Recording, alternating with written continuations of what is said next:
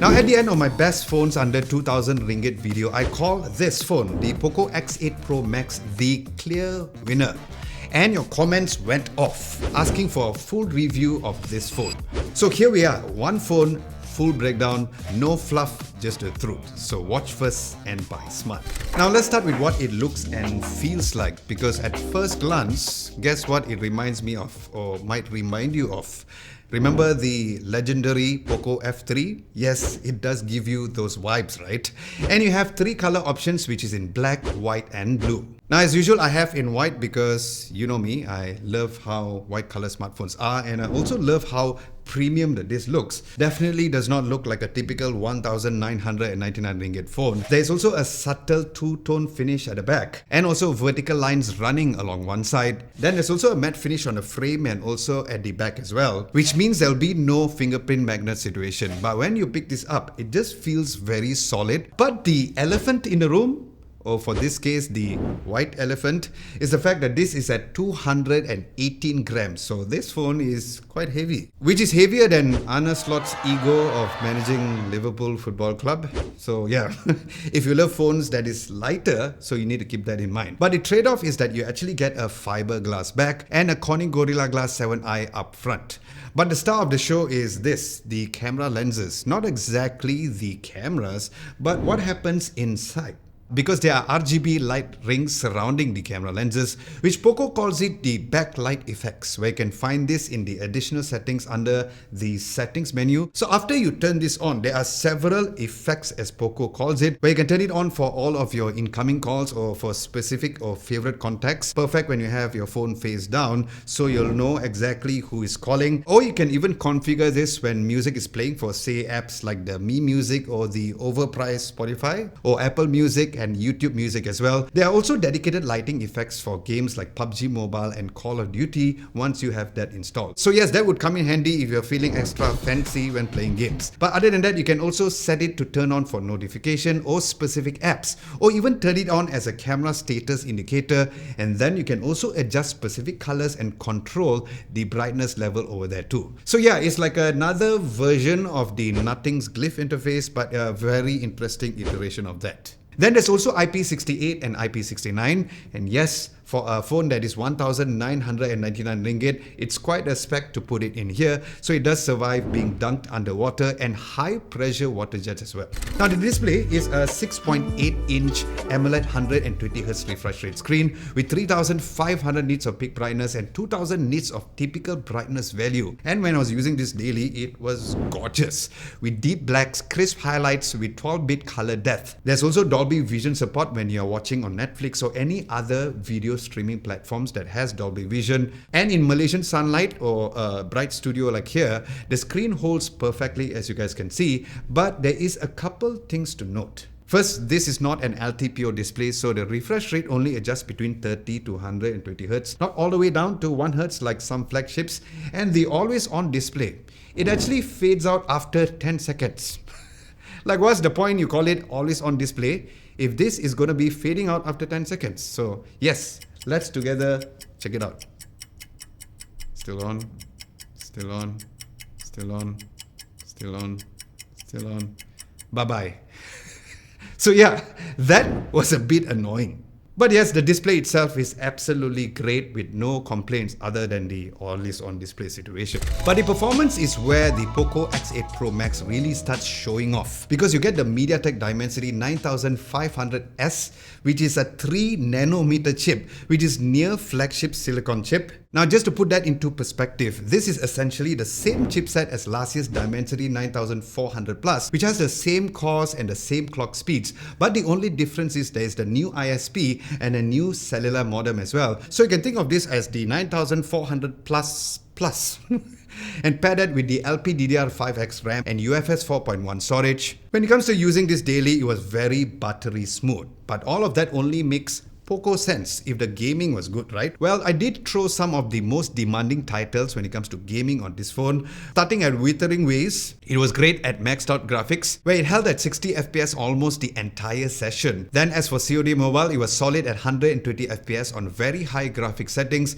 with super resolution turned on, which was really madness. And then Genshin Impact was best played on this particular setting shown on the screen over here. And the claimed 3D ice loop cooling system does its job too, where the phone did get a tiny bit warm towards the camera bump area, but only if you go for really heavy gaming. But it has never throttled the game and never too uncomfortable to hold when it comes to gaming for a long period of time. But one thing to note for gamers though is the fact that the frame interpolation feature only works on supported titles. So there'll be 60 FPS capped games like Withering Waves that will stay at 60 FPS, which won't double to 120 FPS. And also worth mentioning is the fact that this does not have bypass charging while gaming, which is not a great thing for gamers, because remember the Vivo V70 FE I reviewed, which goes under the same category, which is actually even cheaper than this, actually has bypass charging, which is not a dedicated gaming smartphone. So other than that, the performance on this phone is surely flagship tier in all except for the name. Now when it comes to the software, the POCO X8 Pro Max ships with HyperOS 3 on Android 16. Now it is Xiaomi software, and look, I'm going to be honest with you, it is functional, it's clean enough, and it looks good, but very busy. Now out of the box, it comes loaded with pre-installed apps that you didn't ask for, like who asked for this?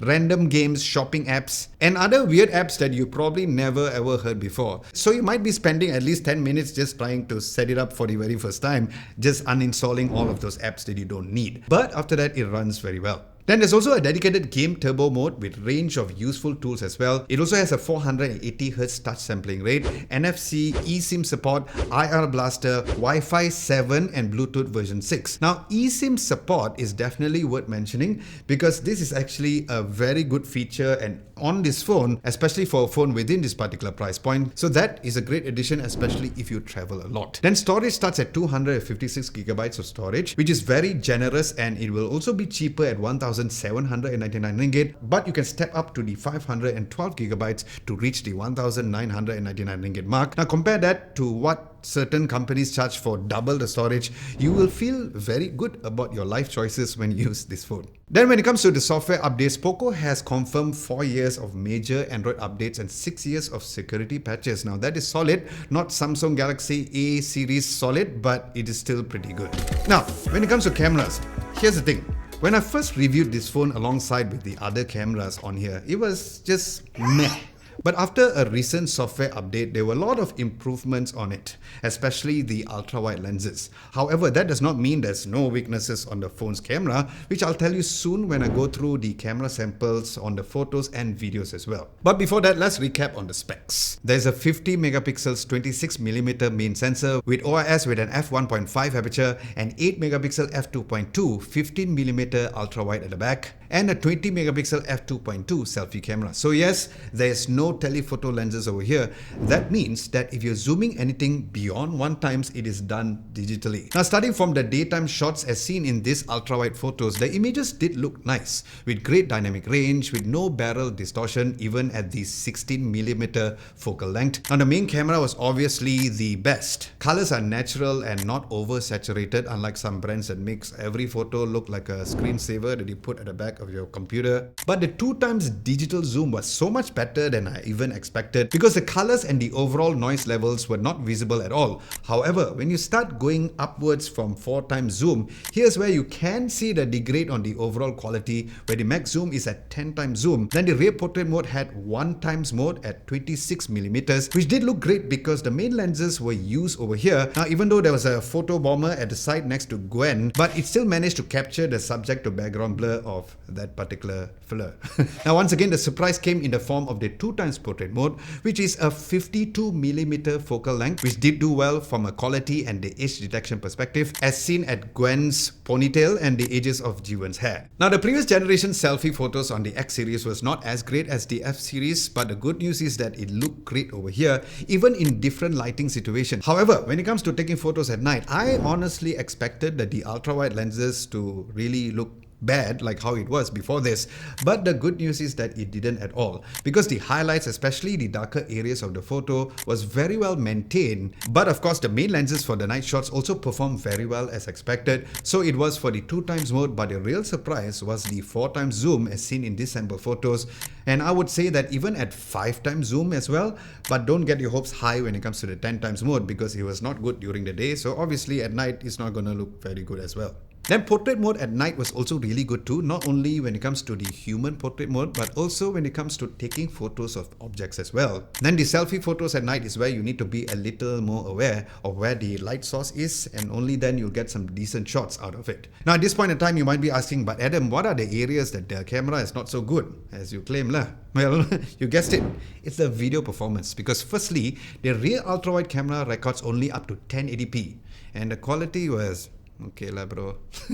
But of course you'll get better quality on the main lens since it can record up to 4K up to 60 FPS. Then the 2x 4K quality was obviously not as good as the main lens since it is cropped digitally as mentioned earlier. So while the 2x zoom photos were great, but not so much on the video quality. When it comes to stabilization though, the ultrawide 1080p was good. The 4K main lens had this tiny jerk occasionally in the footage, and that jerking feature or the jerking motion was more prominent at 2x stabilization. And for the life of me, please do not use the 5x stabilization on this 1080p because it looks like this. Then the front video quality was just okay because it records up to 1080p. And if you know me, you know what I think of smartphones that cannot record 4K selfie video, right? But the stabilization was pretty decent. Then the story was the same at night when it comes to the ultra-wide lenses, which was decent. And the real winner here was of course the main lens at 4K recording. And so it was for the 2x mode at 4K. Now this time around, the ultra-wide lenses did have some jitters because the overall footage was also even darker compared to the 4K footage overall. The 4K stabilization's jitters was seen even more prominently, and even so for the 4K 2x mode as well. And you'll see some level of noise for the front video footage at night, where it didn't handle the stabilization very well at night too. So the bottom line on the cameras is this: if you shoot a lot in good lighting for photos and videos and you don't zoom much, you'll be very happy. But if camera performance is your #1 priority, look at the Vivo V70 FE at 1,599 ringgit onwards instead, because that 200 megapixel sensor with OIS will make this camera cry in the corner. And here's a vlogging test for you to hear how well the audio recording is, so you can be the judge. Alright, just for the sake of testing out the audio recording, I am at the side of the road. Of course, ignore the video quality for the front camera as I mentioned earlier on. But this purpose of this particular test is for you to hear how the audio quality is for our vlogging situation using the front camera. So test 1, 2, test 1, 2. Test 1, 2. Do let me know what you guys think of the audio recording in the comment section below. Now, if you guys are finding this video helpful so far, do give this video a nice big thumbs up to tell the YouTube algorithm fellas that this video was good for you, and a subscription will be extra sweet too. So thank you, and thank you very much in advance. Now, as for audio, it has Dolby Atmos with dual stereo speakers.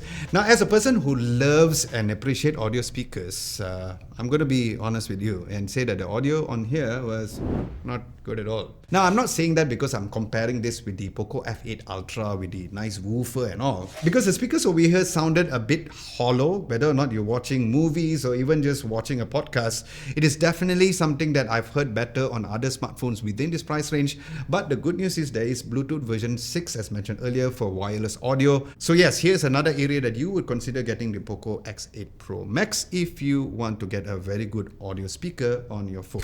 Now, battery is of course one of the sections that you are definitely waiting for, because a massive 8,500 milliamps of battery is in here. Yes, I'm going to say that again, 8,500 milliamps of battery. Now, for context, most flagship that cost between 4,000 to 5,000 ringgit only push around 5,000 to 5,500 milliamps. Even the Nothing Phone 4a from my earlier video, within the same price bracket, the global variant has only 5,080 milliamps. And even the Vivo V70 FE has an impressive 7,000 milliamps of battery, gets left in the dust over here. So how is it when it comes to using this phone every single day? Well, always 2.5 days on a single charge with mixed use of gaming sessions, scrolling, watching videos, and just using the phone daily. It handled all of that and even asked for more. Where even on a pure screen on battery drain test, it is over 16 hours of screen on time, which is really madness. So yeah, it's basically a power bank that is also making phone calls.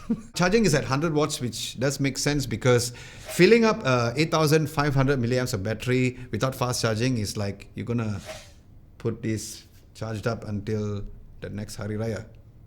And there's also 27 watts of reverse wired charging too. So if your friend's phone is dying at a 3% drama mode, you can actually plug this into your POCO or plug your phone into your POCO and save the day. But there's one miss though, there's no wireless charging. But at 1,999 ringgit, that is very understandable. So that is one of the few areas where other phones that cost a little more has the edge. Now, if you want a written version of this video, we do have one at our website at www.adamlobo.tv, where we also have some daily tech tips and daily tech news over there too. Links to the website will be down below. So, should you buy the POCO X8 Pro Max? Well, if you want a near flagship performance at exactly 1,999 ringgit, then the answer is obviously yes. The Dimensity 9500S chip is no joke. The display is gorgeous, the battery is really insane, and the IP68 and IP69 protection is really great. It also has eSIM, Wi-Fi 7 and Bluetooth 6. All of that specs that you would usually pay for maybe 3,000 to 4,000 ringgit, but you're getting at only 1,999 ringgit. But of course, there are little trade-offs like the heavy factor of 218 grams. Cameras is good but not that great, especially with no telephoto lenses, and the video performance is not the best as well. HyperOS still needs a little more cleanup. It is definitely better than MIUI, but out of the box is still not the best compared to other Android skins out right now. There's also no wireless charging, but here's the thing, at 1,999 ringgit, you're not compromising on performance, you're not compromising on the battery, you're not compromising on the build quality, you're making a choice about what matters to you. And for most people watching this video, performance and battery is what matters most. So that makes the POCO X8 Pro Max untouchable at this price. Hence why it is still my best phone under 2,000 ringgit right now. And if you want to see how this stacks up against the other competition in my buying guide, check that video out over here.